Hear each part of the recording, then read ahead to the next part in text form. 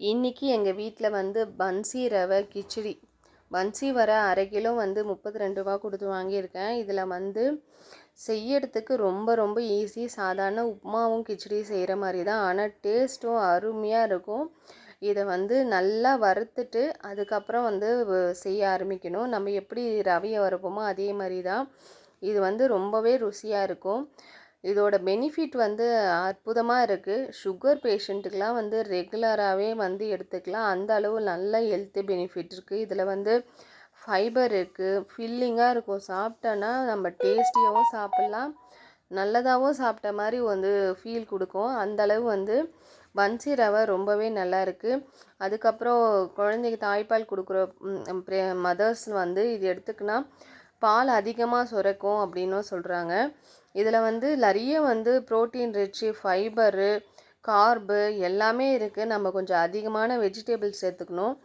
Beans, carrot, உருளைக்கிழங்கு அந்த மாதிரி எல்லா வெஜிடபிள்ஸும் சேர்த்து நம்ம செய்யும் போது அந்த கிச்சடி வந்து ரொம்ப அற்புதமாக நல்லா உதிரியாக அப்படியே மெத்துன்னு வரும். வெஜிடபிள்ஸ்லாம் வேவத்துக்கு ஒரு 5 மினிட்ஸ் அப்படியே டப்புன்னு போட்டு மூடிட்டிங்கன்னு நினச்சிக்கோங்க, 5 நிமிஷத்தில் நல்லா வேந்துடும். காய் வேவத்துக்கு மட்டும் கொஞ்சோண்டு தண்ணி ஊற்றி மூடி விட்டுருங்க, சரியாக போயிடும்.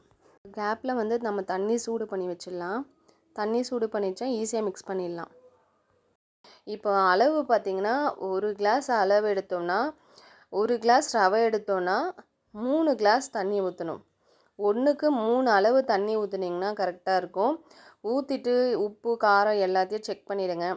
செக் பண்ணிவிட்டு அந்த ரவையை எடுத்து போட்டுட்டு நல்லா மிக்ஸ் பண்ணிவிட்டு இதுவை போட்டு மூடி சிம்மில் வச்சுடுங்க. சிம்மில் வச்சாதான் உங்களுக்கு வந்து அந்த உதிரியாக வந்துடும். மூடிட்டு சிம்மில் ஒரு 5 நிமிஷம் விட்டுடுங்க. தண்ணி ஃபுல்லாகவே சுண்டிடும். அப்போ அருமையாக இருக்கும். திறந்தோடனே 5 மினிட்ஸ் கழித்து திறந்தோடனே பக்கத்துலேயே வந்து கிச்சடிக்கு தொட்டுக்க தேங்காய் சட்னி அதுவும் ரெடி ஆகிடுச்சு பாருங்கள். எவ்வளோ சூப்பராக வந்திருக்கு. டேஸ்ட்டு ரொம்ப ரொம்ப அருமையாக இருந்துச்சுங்க. தேங்காய் சட்னி கிச்சடியும் அருமையாக இருந்துச்சு.